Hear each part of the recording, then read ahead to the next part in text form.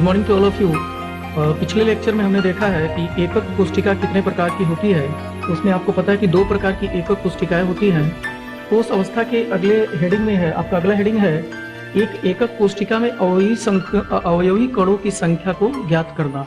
मतलब एक एकक कोष्टिका है, उसमें टोटल कितने एटम्स है उसको हमको क्या करना है, कैलकुलेट करना। तो उसमें ये तीन बातें हैं जो सबसे ज्यादा महत्वपूर्ण है, इनके बारे में आपको जानना सबसे इंपॉर्टेंट है।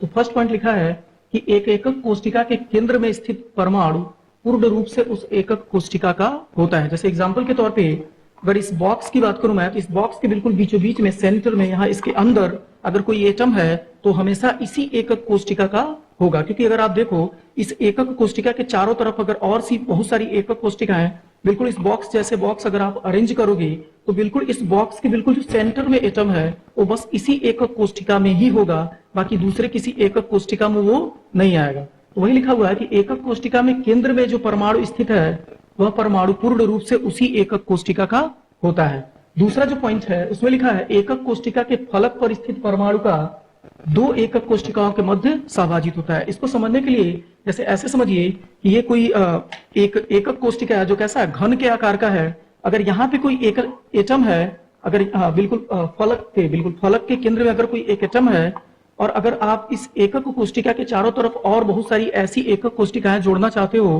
तो ये समझिए कि अगर इसी एकक कोष्टिका की तरह एकक कोष्टिका अगर यहाँ पे जोड़ोगे तो क्या ये वाला जो एकक कोष्टिका है इस एटम के टच में नहीं होगा। ये एटम के टच में तभी होगा जब इसी तरह की एकक कोष्टिका बिल्कुल इसके सामने हम क्या कर रहे हैं, जोड़े हैं। इसके सामने अगर हम एकक कोष्टिका जोड़ेंगे तो ये वाला जो एटम है ये एटम इस वाले एकक कोष्टिका में भी होगा और जो एकक कोष्टिका आप इसके सामने जोड़ रहे हो उसमें भी वो होगा। तो वही लिखा हुआ है कि एक एकक कोष्टिका के फलक पर स्थित परमाणु दो एकक कोष्टिकाओं के मध्य सहभाजित होता। मतलब जो यहाँ पे जो एटम है वो एक इस एकक कोष्टिका का होगा और दूसरा बिल्कुल इसके फलक के सामने बिल्कुल यहाँ पे अगर आप एक क्यूब रखोगे तो उसमें भी वो क्या करेगा, कंट्रीब्यूट करेगा। अच्छा, तीसरा है एकक कोष्टिका के कॉर्नर में उपस्थित परमाणु 8 एकक कोष्टिकाओं के मध्य सहभाजित होता है। इसका मतलब यह है कि अगर एकक कोष्टिका अगर एक यूनिट सेल ये है, इसके कॉर्नर पे अगर कोई एटम है तो इस अब जैसे इस एकक कोष्टिका के ऊपर मतलब इस साइड में भी ऊपर नीचे हर तरफ अगर आप इसी तरह की एकक कोष्टिकाएं अगर रखते जाओगे, एक घर पे रख के आप मतलब प्रयोग करके देख सकते हो। या ऐसे समझिए कि ईंट लीजिएगा और उस ईंट के चारों तरफ क्या करिए, आप ईंट अरेंज करिए, फिर इस वाले एटम को देखेंगे आप जब तो ये वाला जो कॉर्नर है वो 8 एकक कोष्टिकाओं के मध्य क्या रहेगा, सहभाजित रहेगा। अच्छा, इसके बाद हमको ये देखना है कि जो केंद्र में स्थित परमाणु है पूर्ण रूप से उसी एकक कोष्टिका का होता है। इसका मतलब ये है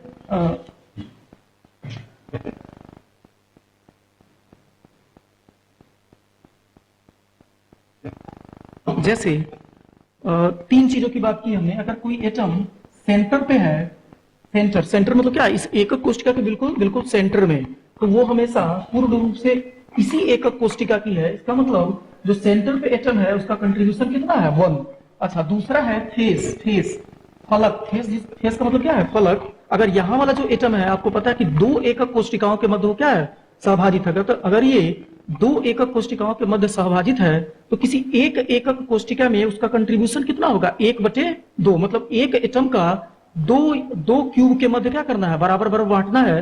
तो एक का आधा कितना होगा, 1/2। तो जो फेस पे एटम होता है वो दो एकक कोष्टिकाओं के मध्य सहभाजित होता है। मतलब फेस वाले एटम का कंट्रीब्यूशन कितना होता है, 1/2। अच्छा, तीसरा है कॉर्नर, जिसको हम कोना बोलते हैं, कॉर्नर।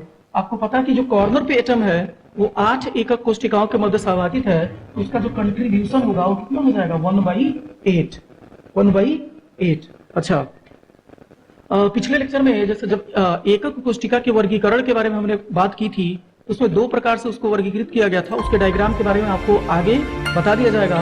फिलहाल आप नोट्स लिखते चलो और वहां पे जरूर थोड़ा सा जगह छोड़िएगा, ताकि जैसे आद्य घनी एकक कोष्टिका का डायग्राम आप बना लो, बॉडी सेंटर्ड या अंतः केंद्रित एकक कोष्टिका की आप डायग्राम क्या कर सकते हो, बना सकते हो। Thank you.